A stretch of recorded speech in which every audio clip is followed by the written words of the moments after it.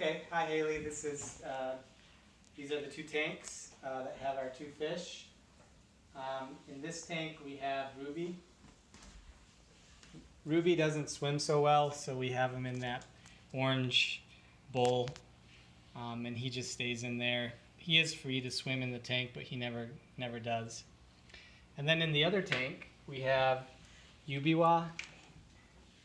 And Yubiwa too is sick these days, so we have Yubiwa also in one of these kind of containment tanks to make it easier to feed them.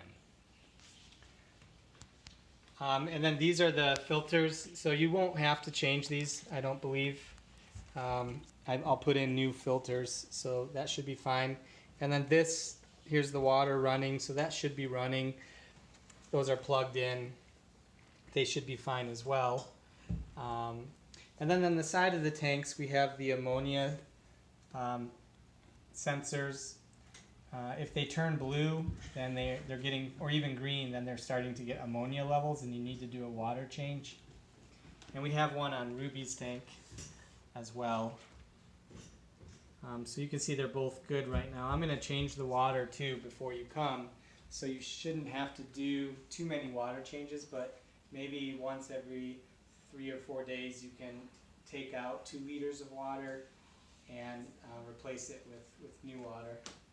So today, in this video, I just want to show you how to feed these two fish. So on the counter here, we have their 2 favorite foods. These are the beta pellets, and the way this works is you try to get just 1 pellet or 2 pellets into there. And then you have to kind of make sure that's down, and then you can just dump it into the water. And they only eat, they only need 2. So basically in a day, that's enough. You can also give them the beta treat. These are little bloodworms, actually. And this one looks like that. To be honest, the red beta fish, Ruby, he doesn't really like these. He only eats these. And then the blue fish, Yubiwa, he eats these ones. He likes these. So let me show you how to basically feed Ruby. This is a little tricky. So this is his tank there. Usually what I do is I lift him right out of the water. Whoop, don't. There he goes. You want to get him situated so he's like that, and the water's really low. And then I'm not going to do it now, but I would just pour in a pellet, right like that. I would just dump it in, and then usually he's able to get it. And then sometimes the pellet will come out here, and what I do is I have a little spoon. Oh, can you show her the spoon? It's next to the beta. Okay. Ask me that. So I have this little spoon, and sometimes the pellet will be out here, and I'll just kind of push it right in front of his face, and then he eats it when it's right in front of him. So again, he doesn't move much. So I also have little rocks in this bowl, and that is just to create a weight, so that when I put him back down, the rocks will hold the bowl down like that. And so basically that's how I feed him, and then you can just leave him like that. There's also this little plant here. I typically put that up over his bowl because I don't want his bowl to float over to this side where there's this water. So I keep the bowl to the left of that, and this plant acts as a barrier which prevents it from going over that way. Yeah, so that's all you got to do. And then you can just leave them there. The other one is Yubiwa, and I put Yubiwa into this little tank here, but if he wants to go out, that's fine as well. But again, this is a medicine tank, or just a isolation tank, so it's easier to feed him. Now Yubiwa is a pretty good swimmer, so it's nice to have him here to just feed him, and usually he likes the bloodworms. Again, you can just lift this up a little bit if you need to. you can move this this over to the side and just lift, or if that falls, that's fine too. Just lift it up like this, and then you can just feed him as well.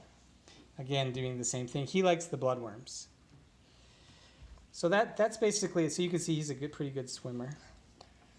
And these have these suction cups, which will hold him in place there. So that's basically it in terms of feeding the fish. Now, Yubiwa, you can let him out, and he likes going into the tank.